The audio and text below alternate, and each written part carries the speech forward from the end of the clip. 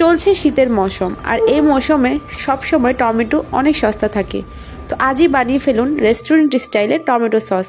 বাজারে কিন্তু অনেক কড়া দামে বিক্রি হয় এক বোতল টমেটো সস। তো আজকেই ঘরে ট্রাই করুন টমেটো সস।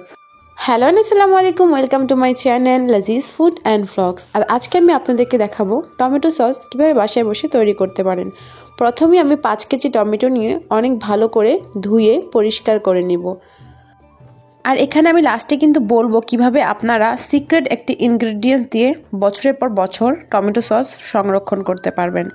সো এখানে আমি টমেটোগুলো ভালোভাবে ধুয়ে নিয়েছি এবং আমার টমেটোগুলো ছিল চেরি টমেটো, যা অত্যন্ত মিষ্টি ছিল। এরপর আমি ছোট ছোট শেপ দিয়ে কেটে নিব। আপনার যেভাবে ইচ্ছা আপনি সেভাবে কাটতে পারেন।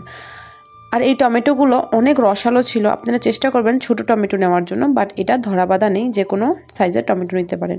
এখানে আমি একটি বিটরুট দিয়ে দিব কালারের জন্য। বাজারের কোনো কেনা কালার আমি দিব না এতে আমার টমেটোর স্বাস্থ্য যে গুণ সেটা নষ্ট হয়ে যাবে। এরপর আমি বিটরুট এবং টমেটোকে একটু হালকা সিদ্ধ করে নিয়েছি। এত বেশি সিদ্ধ করতে যাবে না, একবারে গলিয়ে ফেলবেন না, যাতে নরম হয়ে যায় টমেটোটা, সেটাই। তারপর আমি ব্লেন্ডারে জারে নিয়ে টমেটোগুলো ভালো করে ব্লেন্ড করে নিব।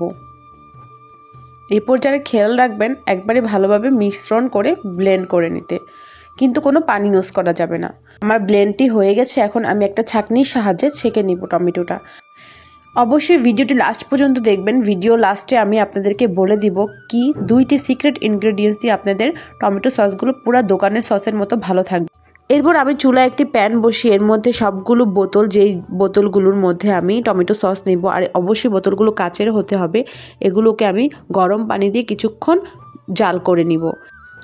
আর এই আমাদের টমেটো পিউরি, আর এটাকে টমেটো পিউরি বলে থাকে। আর আপনারা জানেন এই পিউরি অনেক কড়া মূল্যে বাজারে বিক্রি করতে পাওয়া যায়, যেটা ক্যানের মধ্যে যে টমেটোটা থাকে এটাই টমেটো পিউরি। আর এখানে যে খোসাগুলো বের হয়েছে টমেটো ছাকার পর, টমেটো সসটা ছাকার পর, ওই খোসাগুলো আমি ফালাবো না, ওগুলো আমি রেখে দেবো। ওইটা কীভাবে ইউজ করি ওইটা আমি আপনাদেরকে পরে একদিন বলে দিব। এরপর আমি টমেটোর যেই পিউরিটা ওটার মধ্যে আমি এখানে আমার সসের পরিমাণ বুঝে চিনি দিয়েছি এবং একটু লবণ এবং একটু মরিচ দিয়েছি। আর মরিচটা অবশ্যই আপনারা পরিমাণ মতো দিবেন।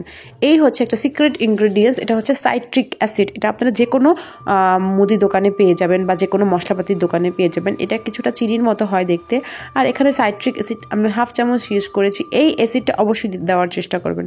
এরপর আমি নেড়ে নিব, নেড়ে ঘন করে নিব। আর এখানে আমি 1/2 কাপ ভিনেগার ইউজ করব।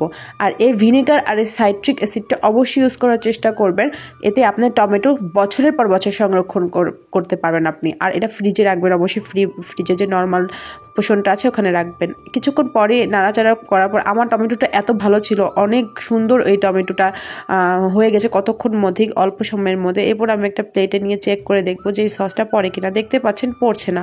সেই মুহূর্তে আমি আমার সসটা নামিয়ে ফেলবো। আর ঠান্ডা হওয়ার পর আমি বোতলে ভরে, বোতলের মুখার যেই উপরটুক কিছুটুক খালি রাখবেন। আর ওই যেই বোতলগুলো একটু কিছুদিন বেশি দিন রাখবেন, সেই বোতলগুলোতে আপনারা ভিনেগার দিয়ে দিবেন। এটা একটা আপনার ফাইনাল একটা টাচ। আর এই টাচটা করলে আপনার টমেটো অবশ্যই ভালো থাকবে। আমি আপনাদেরকে গ্যারান্টি দিয়ে বলতে পারবো যে এই কয়েকটা যে উপকরণগুলো আমি বলেছি, এগুলো যদি আপনারা ঠিকঠাক মতো ফলো করেন, আপনার টমেটো কেচাপ কখনোই নষ্ট হবে না।